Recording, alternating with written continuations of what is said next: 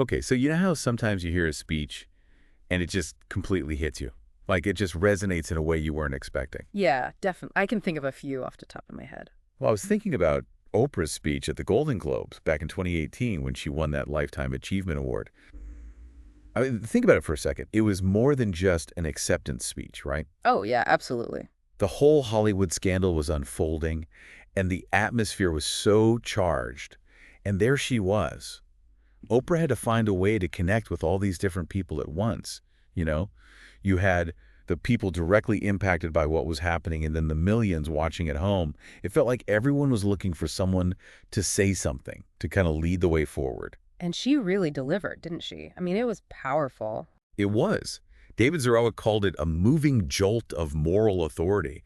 And I remember seeing Sheryl Sandberg's Facebook post about how Oprah brought brilliance and hope. It really captured how a lot of people were feeling.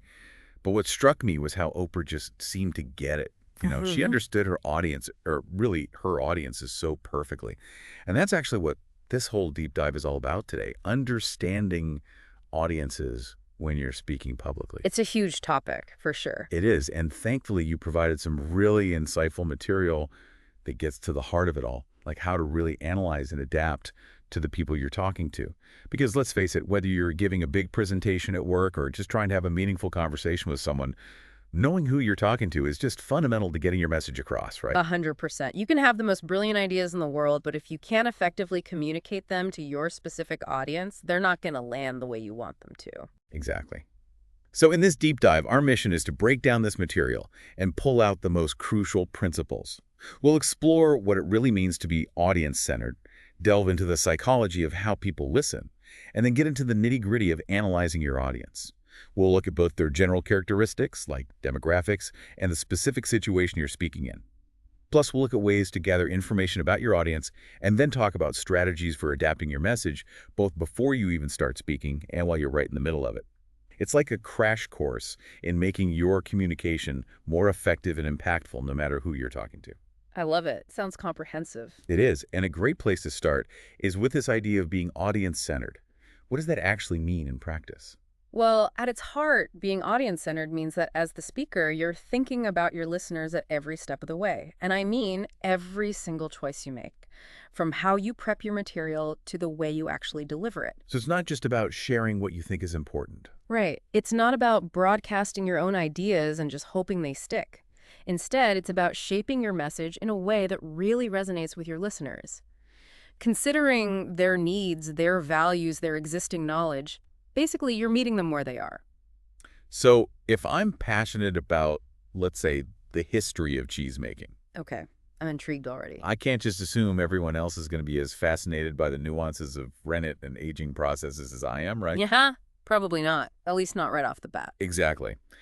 Being audience-centered means figuring out how to frame my cheesy knowledge in a way that will connect with whoever I'm talking to.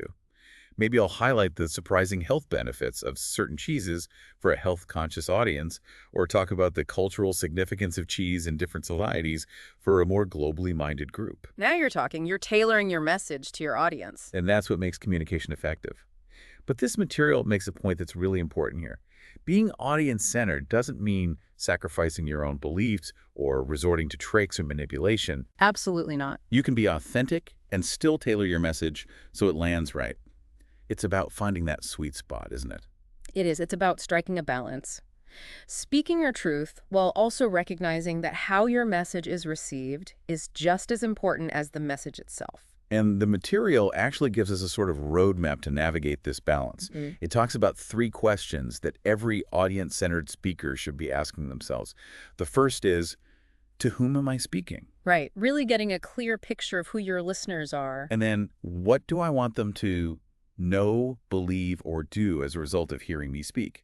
So having a defined outcome in mind. Having a goal for your audience. What impact do you want to have on them? And finally, and this is a big one, what's the most effective way to actually achieve that outcome? Yeah, so it's not just about the what, but the how. How do you actually craft and deliver your message to get the response you're looking for from this particular audience? It makes me think about being at a party. You know, you wouldn't walk up to a group of people you just met and launch into a super technical explanation of your latest coding project or the intricacies of medieval poetry. Unless it's a very specific kind of party. Haha, true. But in most cases, you'd start by trying to get a sense of who they are, what they're interested in, maybe find some common ground before diving into anything too specific. Exactly. You're reading the room, picking up on cues, and adjusting your approach based on who you're interacting with. It's natural. And public speaking is really no different. The material emphasizes that you need to think about your listeners' backgrounds, their passions, their knowledge level. Do they already know a lot about your topic, or are you starting from scratch? And what are the pre-existing opinions? What do they care about? All of those factors play a role in how you present your ideas. It's about making sure your message is not just clear, but also engaging and persuasive to that specific group of people in that specific context. You know, the material even points out how this might seem like common sense to some people. Yeah, it's one of those things where we all kind of know we should consider our audience, but there's a difference between knowing something intellectually and consistently putting it into practice. 100%. It's like knowing you should eat healthy and exercise versus actually doing it regularly. It's about turning that awareness into a habit. Right. It's about moving beyond just the idea of being audience-centered to actually making it a core part of your communication process. And while this principle applies to all kinds of public speaking, the material does point out that there are some differences in how you approach audience analysis, depending on whether you're giving an informative speech versus a persuasive one. Absolutely. The goals are different, so your strategies might need to adapt as well. And I'm sure we'll get into those specific considerations in future deep dives. But for now, nailing this foundational idea of being audience-centered is key. Okay, so let's shift gears a bit. The material then focuses on a situation that I think a lot of people, especially students taking public speaking, can relate to. And that's speaking to your classmates as an audience. Yes, the classroom setting. Exactly. And, sometimes it can feel like this weird artificial bubble. Like the only audience that really matters is the instructor, because they're the one giving the grade. Oh, for sure. I remember feeling that way in my first public speaking class. Like, okay, am I doing this right? Is the professor going to like this? Right. It's easy to get caught up in the grade. Totally. But the material actually pushes back on that idea. It argues that your classmates are a very real audience. They are. And I think sometimes we forget that because of the whole structure of a classroom. But they're there to learn, too, to engage with the ideas, just like any other audience. Right. They have their own thoughts, feelings, opinions. And the material really encourages treating your classmates as an audience worthy of your best effort, your most thoughtful preparation. There's even a story about a student who realized she had learned so much just from actively listening to her classmates' speeches. That's awesome. It reminds me of something I heard once. Every person you meet knows something you don't. And that applies to a classroom setting for sure. It really does. The material also highlights how speaking to your classmates can actually have a real impact. They share this example of a student named Etta Green, who gave a speech about test anxiety. Oh, I remember that example. She did a really great job describing how debilitating it can be and talked about all the resources available on campus for students struggling with it. Turns out one of her classmates, Leonard Christensen, was really struggling with test anxiety. He'd never considered that there might be actual help available. And Etta's speech prompted him to reach out and get support. It did. He ended up going to the counseling center, got the help he needed, and his grades actually improved because of it. It's a really powerful example of how a speech, even in a classroom, can make a difference. It's inspiring, too, because it shows how any topic really can be impactful if it's done with the audience in mind. It might not always be as dramatic as helping someone overcome test anxiety, but it could be about broadening someone's understanding of a new culture, or challenging their assumptions about a social issue, or simply sparking their curiosity about something they never knew existed. It's about recognizing the potential influence you have as a speaker, even in a seemingly small or informal setting. Okay, so we've covered the why of being audience-centered. Now, let's get into the how. This material dives into the psychology of audiences, how their minds actually work when they're listening. And it starts with this point that seems obvious, but is crucial. You can't force people to listen. You have to earn their attention. It's so true. We might think, oh, they're sitting in the audience, they have to listen. But that's not how it works. People can be physically present, but mentally checked out. Absolutely. We've all been there, right? Yeah. Zoning out during a lecture or presentation that just doesn't grab us. Oh, yeah, for sure. It happens. And this section of the material really digs into why that happens. It introduces this idea that there are actually two messages at play when you're speaking. The message the speaker intends to send and the message the audience actually receives. Exactly. And those two messages can be quite different. Because everyone is hearing things through their own unique filter, right? That's it. The material talks about a listener's frame of reference, which is basically all of their individual experiences, knowledge, biases, beliefs, and needs. It shapes how they hear and interpret everything. Like that line from the Paul Simon song, people hear what they want to hear and disregard the rest. It's so true. And that leads us to the super important concept, egocentrism. Which is basically the idea that people are naturally most interested in things that directly affect them. Yeah. It's not necessarily selfishness, it's just how our brains are wired. We're constantly filtering information through the lens of, how does this impact me? And the material even quotes Harry Emerson Fosdick, who said, "There is nothing that people are so interested in as themselves, their own problems, and the way to solve them." That really hits the nail on the head. If we want to connect with an audience, we have to show them why our message matters to them. And the material gives a great example of this with Luis Rivera, the veteran police officer. He gives presentations all the time about community involvement and public safety. Right, but he tailors his message depending on who he's speaking to. Exactly. If he's talking to elementary school kids, he might focus on safety tips for walking to school or stranger danger. But if he's addressing the city council, his presentation will likely be more data-driven, focusing on crime statistics and community policing strategies. Same core message, but presented differently to resonate with each audience. It makes perfect sense. You're speaking their language, addressing their specific concerns. It's like that quote from Saul Alinsky, people only understand things in terms of their experience. So you have to try and tap into that, relate your message to their world. It's like meeting them where they are, right? Yeah. Bridging the gap between your ideas and their existing understanding. Okay, so that's egocentrism. Now, let's get into some more practical ways to analyze an audience. The material talks about demographic audience analysis, which is looking at characteristics like age, religion, race and ethnicity, gender and sexual orientation, and group membership. It's about understanding the general makeup of your audience. Who are these people, broadly speaking? Right. And the material stresses that this is just a starting point, not an end in itself. It's about identifying potential tendencies or shared experiences, not about making assumptions or stereotypes. Right. And it's so important to avoid stereotyping. The material defines it as creating an oversimplified and often inaccurate image of a particular group of people. Yeah, it's basically assuming that everyone within a certain group is the same, which is simply not true, and it can be really harmful. The examples they give are really clear, like assuming all African Americans are great athletes or that all Asian people are good at math and science. Those are just harmful stereotypes that don't reflect the reality of individual diversity. Right. And it's crucial to use demographic information responsibly. Combine it with what you know about the specific situation, the topic, and the individuals themselves. Exactly. So let's look at some of these demographic factors in more detail. Age is an obvious one. The material even quotes Aristotle, who said that young people are impulsive and easily deceived, while older people are cynical and small-minded. Well, that's a bit harsh, but it highlights how age can influence perspectives. Yeah, it's an extreme example, but it makes the point that different generations often have shared values and experiences that shape how they see the world. Like, if you're talking to a group of baby boomers, you might be able to make references to Watergate or the Vietnam War, but those references might go right over the heads of millennials or Gen Z. Or imagine trying to explain the concept of dial-up internet to someone who's only ever known high-speed broadband. It's about understanding those generational differences and how they might affect the way your message is received. Then you have religion, which can be a very sensitive area. Absolutely. People's religious beliefs are often deeply held, and it's important to approach this topic with respect and sensitivity.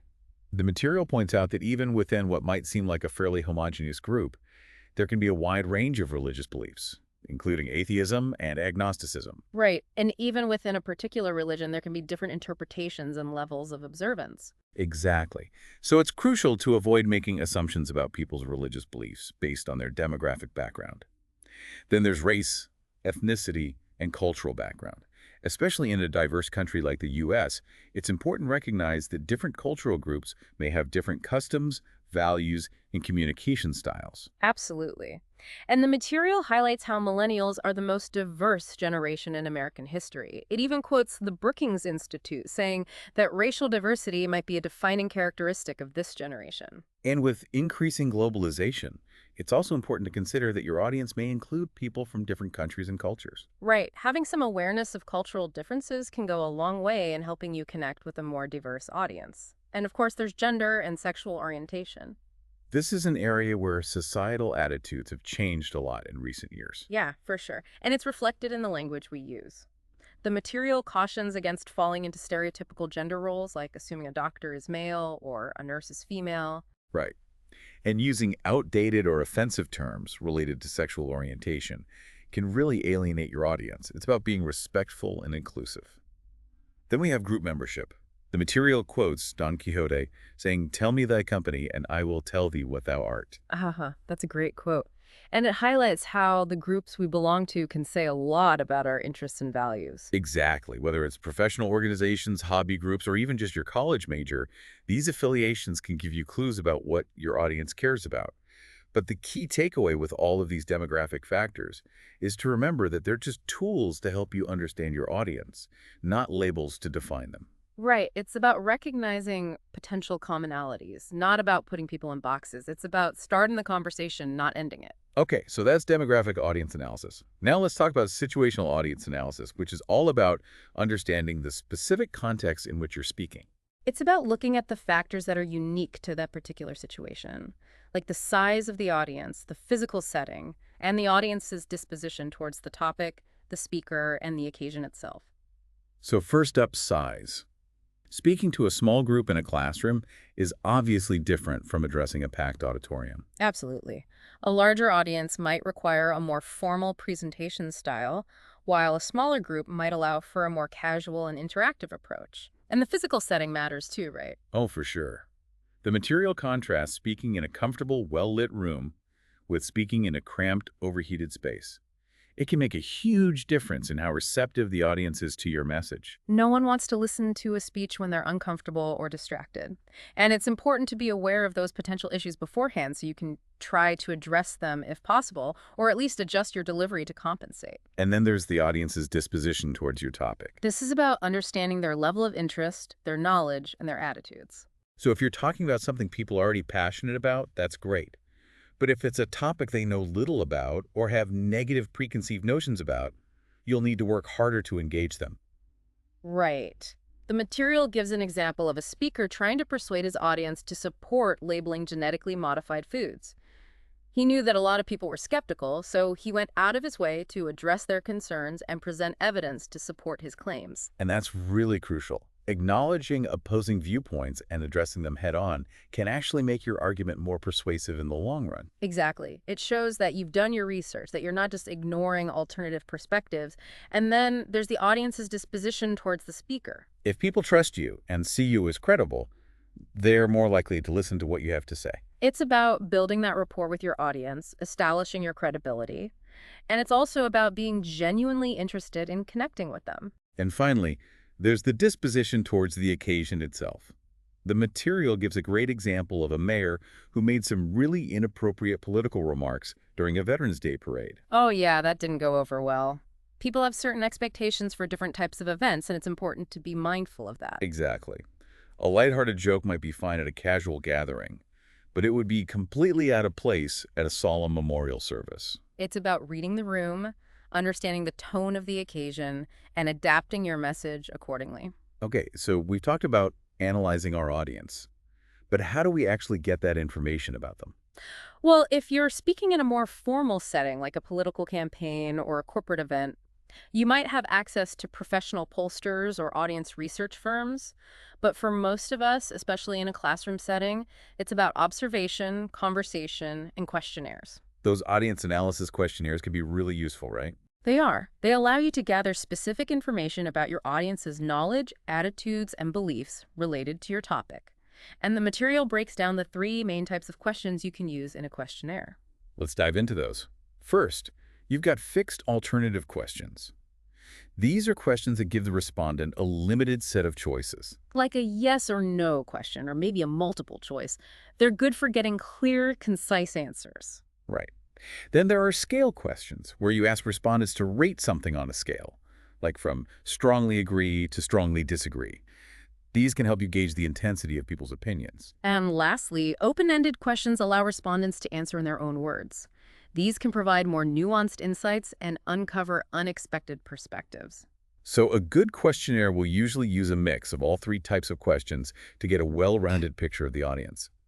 The material gives a great example of a questionnaire about volunteering, which I found really helpful. Yeah, it breaks down how each type of question reveals different information about the audience, like how many people have actually volunteered before, what their experiences have been like, and what their attitudes are towards volunteering in general. And then it shows how a speaker could use that information to tailor their speech. Like if they found out that a lot of people were hesitant to volunteer because of time constraints, they could address that directly in their presentation and offer solutions. It's a really practical example of how gathering information about your audience can help you make strategic choices about your message. Okay, so we've analyzed our audience and we've gathered information about them. Now, the final piece of the puzzle is how to adapt our message to really connect with them.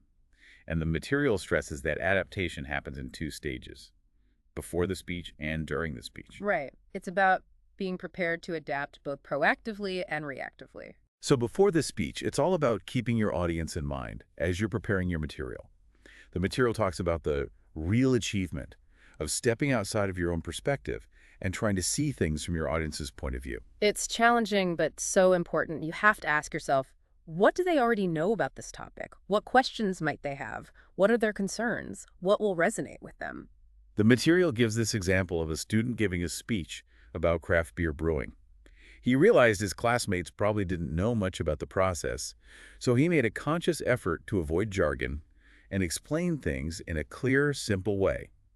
He even practiced his speech with his roommate, who knew nothing about brewing, to make sure it was understandable. That's great. He was actively anticipating his audience's needs and adjusting his approach accordingly. And then there's adaptation during the speech. Obviously, you can't rewrite your entire presentation on the fly, but you do need to be flexible and responsive to what's happening in the room. Exactly. What if your projector breaks down or you realize you have less time than you thought? Or what if you see that people are looking confused or bored? The material says to be prepared for the unexpected and have backup plans, like maybe you have some handouts ready in case your slideshow doesn't work. Or you can adjust your delivery style or condense your content to fit a shorter time frame. It's about being adaptable. And it's crucial to pay attention to the audience's nonverbal cues. Are they leaning forward, engaged? Or are they checking their phones, looking restless? You can use those cues to gauge how your message is landing and adjust accordingly. Like that speaker who was explaining cryptocurrency and saw that people were getting lost during the technical parts.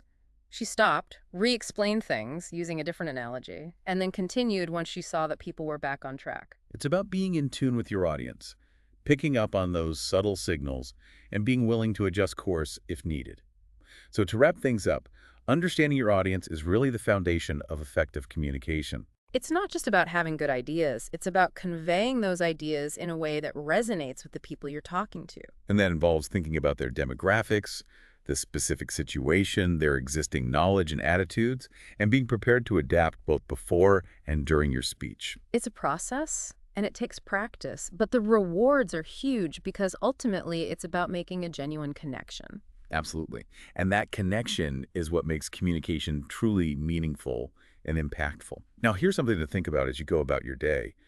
We've been focusing on public speaking, but how much of this applies to everyday conversations?